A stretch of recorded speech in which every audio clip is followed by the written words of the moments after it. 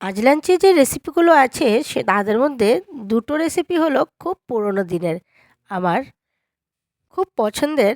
তাই আজ আমি তোমাদের সাথে এটা শেয়ার করলাম। তোমরাও বানিয়ে খেয়ে দেখতে পারো একদম ইজি প্রসেসে। তাহলে চলো শুরু করি আজকের ব্লগটা। হ্যালো ফ্রেন্ডস, আমি কণিকা, শিলচর আসাম থেকে। আমি একজন হাউসওয়াইফ, তার সাথে content creator. Welcome to my daily blog. সকালে মেয়েদের স্কুলে পাঠিয়ে দিলাম।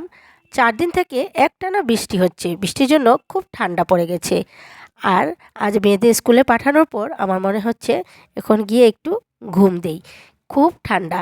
4 দিন থেকে একটানা বৃষ্টি মানেই তো তোমরা বুঝতে পারছো কেমন ঠান্ডা হবে।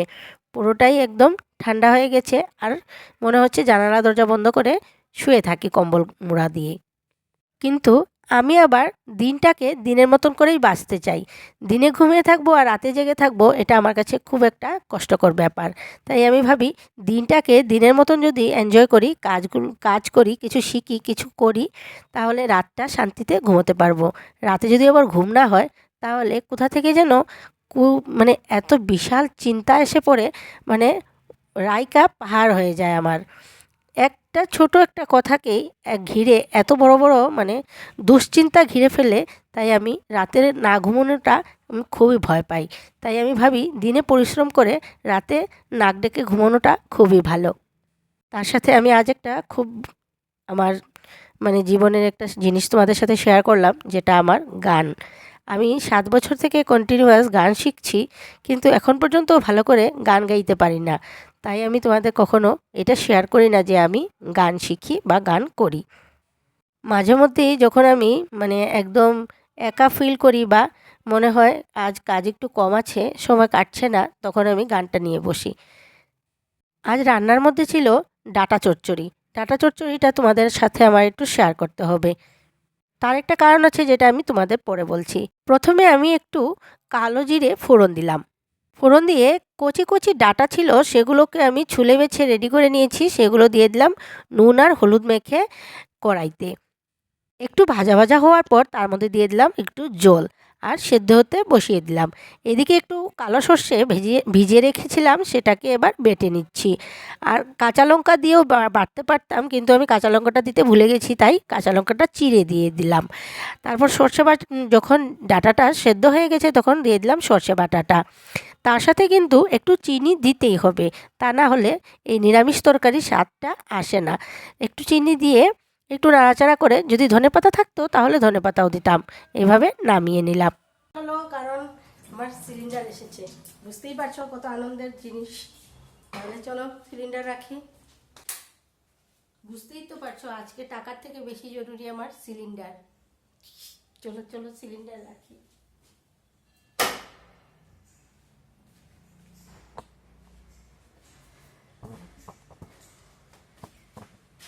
এই ডাটা চচ্চড়িটা আমার শাশুড়ি মা শিখিয়েছেন। উনি বলেছেন যে উনার শাশুড়ি মা উনাকে শিখিয়েছেন। খেতে কিন্তু দুর্দান্ত হয়। তার সাথে আজকে করব শীতলের চাটনি। কিন্তু আমি যেভাবে সবসময় দেখিয়ে থাকি সেভাবে শীতল চাটনি আজকে আমি করব না, করব একটু অন্যভাবে। তাহলে দেখো তোমরা কিভাবে আমি আজকে শীতল চাটনিটা বানাই। যেহেতু সর্দিতে মুখের রুচি একদমই চলে গেছে, আমি ভাবছি যে আজকে একটু শীতল পোড়া খাবো, তাও একটু ঝাল ঝাল করে মেখে। তাই 2-3টে শীতল আমি প্রথমে ধুয়ে এগুলোকে পুড়ে নিচ্ছি। পুড়ে বলতে মানে ড্রাই রোস্ট করে নিচ্ছি। এখানে তো আর উনুন নেই, সেভাবে পোড়া যায় না, তাই এভাবেই কড়াইতে করেই আমি ড্রাই রোস্ট করছি। আর তার সাথে আগে তো দেখলেই তোমরা, আমি শুকনো লঙ্কা কিছু ড্রাই রোস্ট করে রাখলাম নুন দিয়ে। এবার শীতল পোড়াটাকে শুকনো লঙ্কা দিয়ে একদম ঝালঝাল করে মেখে রাখবো।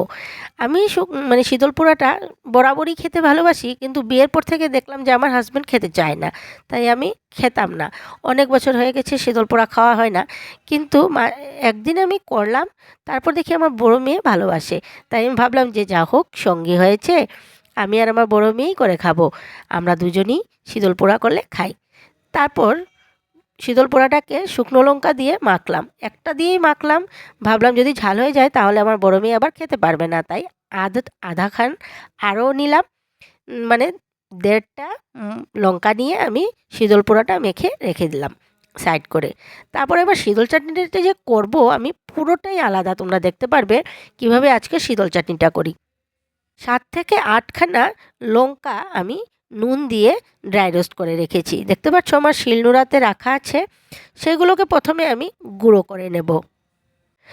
আর তার সাথে যত শীতল চাটনির যা যা ইনগ্রেডিয়েন্টস প্রয়োজন, যেমন পেঁয়াজ, রসুন, শীতল, সবগুলোকে আমি এই মশলার সাথে বেটে নেব শিলনোড়াতে। একটা আলাদা টেস্ট যা আসে, খেয়ে দেখবে তোমরা এইভাবে রান্না করে, খুবই ভালো লাগে খেতে। তারপর পেঁয়াজগুলোকে বেটে, রসুনটাকেও বেটে নিলাম, তার সাথে বেটে নিলাম শীতলগুলোকে। শীতলটা পারলে কাটা ছাড়িয়ে বেটে নেওয়াও ভালো, আর না হলেও চলে যায়, কোনো অসুবিধে নেই। ওই কড়াইতেই এটা কাটাগুলো গলেও যায়। সর্দির মুখে তোমরা বুঝতেই পারছো শীতল চাটনি কতটুকু উপকারী। এই দেখতে পাচ্ছ শীতলগুলো, এবার শীতলগুলোকে আমি বেটে নেব। এটা একটা পুরো আলাদা রকমের টেস্ট আসে, কারণ এটাতে লঙ্কাগুলো পুড়া আছে। তাই পোড়া লঙ্কা দিয়ে অনেক তরকারিতে একটা আলাদা রকমেরই টেস্ট আসে, তার সাথে একটা গন্ধও আছে। কিন্তু নাক তো আমার বন্ধ, আজকে নাক খোলার জন্যই এই রেসিপিটা ট্রাই করলাম। আর তোমাদের সাথে অবশ্যই শেয়ার করতেই হতো, কারণ আমি এত রান্নাবান্না দেখিয়ে থাকি, তাহলে আজকে যদি আমি এই রেসিপিটা শেয়ার না করি তাহলে কিভাবে চলবে।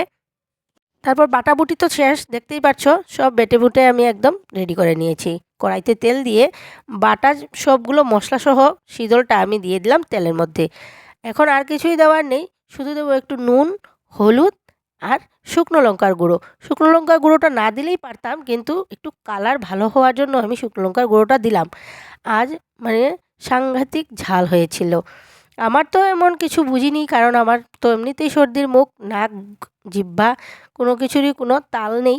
কিন্তু আমার মেয়ের আর আমার হাজব্যান্ডের একটু ঝাল লেগেছে। আমার হাজব্যান্ড বলেছে ঠিক আছে, একটু ঝাল না হলে তোমার ভালো লাগবে না, তাই খেয়ে নিতে পারবো। কিন্তু আমার বড় মেয়ের একটু অসুবিধে হয়েছে। যাই হোক, আমার ছোটো মেয়ে তো এসব খাবে না, তাই ওর জন্য করে নিলাম একটা ডিমের মামলেট।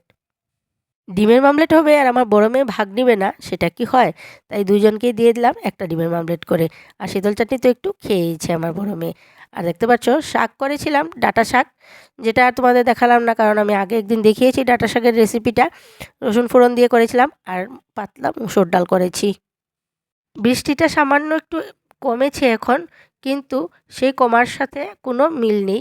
4 দিন থেকে একটানাই বৃষ্টি হয়ে গেল।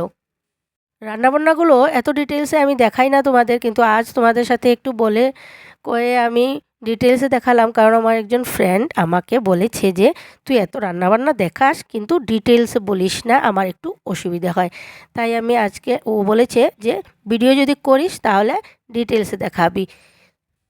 তাই বন্ধুর কথা রাখার জন্য আজকে আমি এই ডিটেলসে তোমাদের বলে বলে রান্নাটা করলাম। আগামীতেও চেষ্টা করব যাতে ডিটেলসে বলি আমি ভিডিওতে রান্নাবান্নাগুলো, তাহলে অন্যরাও এই রেসিপি দেখে রান্না করতে পারবে।